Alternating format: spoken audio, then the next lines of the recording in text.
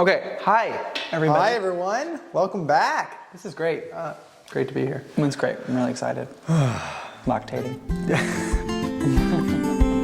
Okay, how's it going, everybody? Welcome back to the Face Duo. Today we're going to talk about something very interesting. Prem-chapathy, if it's your first time here. We're going to talk about something very interesting and something we get lots of questions about, which is the brow, the eyebrow. Which, remember, you know, before you watch this video, go to the website where you can look at celebrity photos without their eyebrows, and you'll see how your eyebrows really do shape your face considerably. And there's minimally invasive and regularly invasive things that you can do to have your brows enhance your face.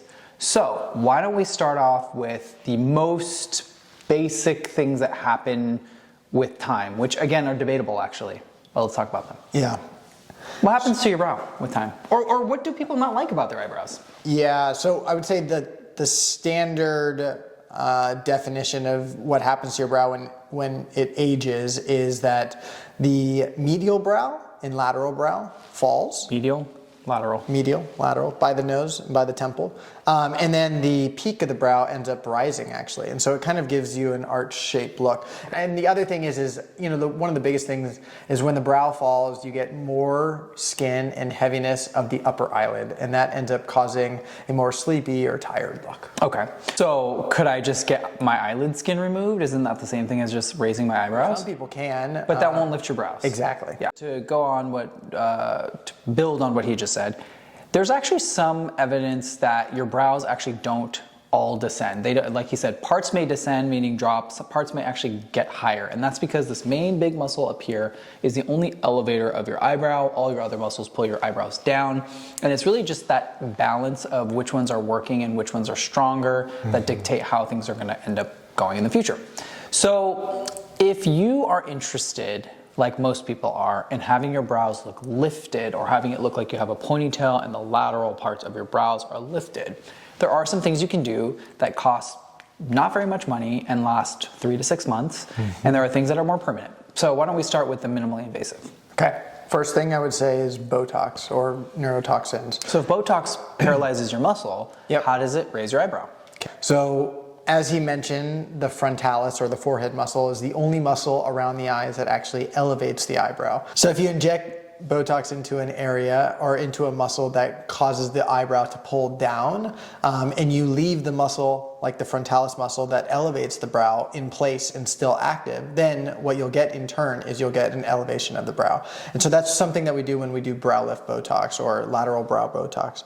You inject Botox to weaken the orbicularis oculi muscle, which surrounds the eye, and you weaken that muscle just in this lateral portion of the brow, and the frontalis muscle stays intact laterally, and that elevates the eyebrow. Okay. And what about if you want to elevate the brows across most of the brow, then you'll inject these glabellar muscles, which are the frown muscles. Those also pull the brow down, so you'll get a little bit of lift there, and you'll get a lift on this lateral part. Remember, a lot of people want their brows lifted, but they want their forehead lines to also be gone. So that is a delicate balance, because if you're injecting these lines up here, then your brows will naturally drop if you do nothing else to counteract that. So it is a balancing game. If you want both these lines gone and your brows lifted, then I tend to just be very light on the forehead and stay very, very high.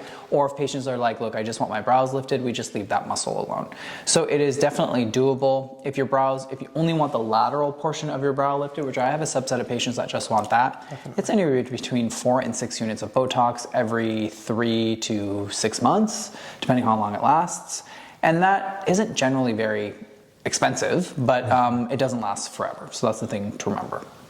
So we've talked about Botox. What about filler? Can I get filler in and around my eyebrows?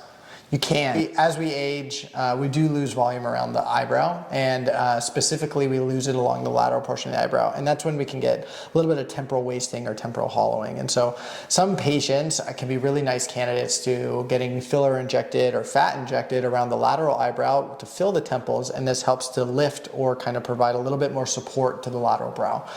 Some agree with that and some don't. What do you think? I mean, I think if your temples are very scalloped, meaning they're very like kind of pushed in or atrophied, the lateral portion of your brow is not noticeable. It kind of gets like cut off. So when you fill this area, your brows just look more noticeable. I don't think it does lifting. But if you want your eyebrows to be lifted, you can inject filler, or filler can be injected under the brow, just like we do in the lower mouth area, to give a bit of a lift there. Again, it's not going to last forever. It doesn't prevent them from falling, but it does support the muscle of the eyebrow to make it look like it's a bit more lifted.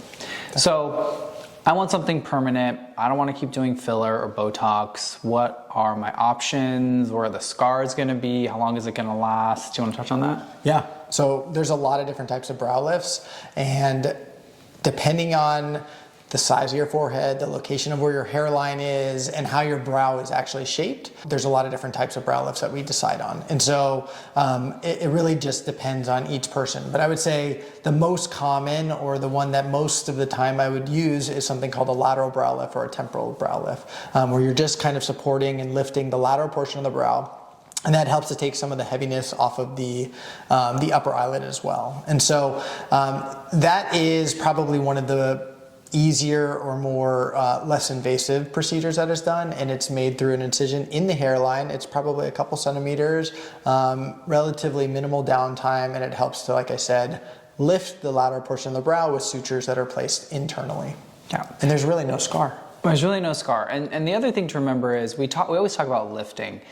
The main part of our job as surgeons is actually to release everything pulling your eyebrows down or making them want to come down. So there's ligaments and other structures that we have to release so that your brow will naturally just lift, and then we also have to do the lifting.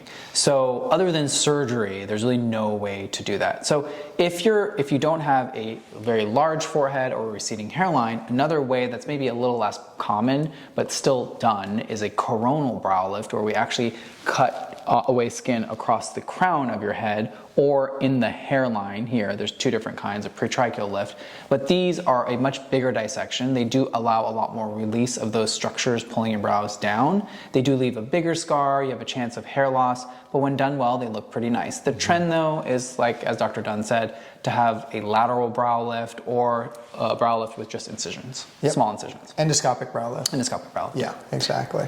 What about the length of time? So personally, because there's so many forces that are pulling your brows down, I don't actually think that brow lifts last very long. It really does depend on like how you're fixating the brow to the scalp, and lots of other techniques and lots of other things that are probably too nuanced for this.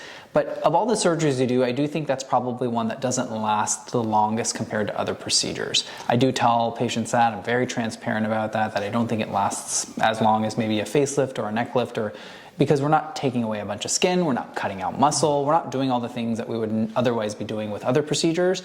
But when you're having your face lifted or your eyelids done, it can complement that area so well, because everything ages on the face at the same time. So many times when people have their eyelids fixed, then they're going to really bothered by the position of their eyebrows. Definitely. Well, anytime that we are thinking about a brow lift, we also do want to think about doing an upper blepharoplasty, or taking a pinch of skin of the upper eyelid.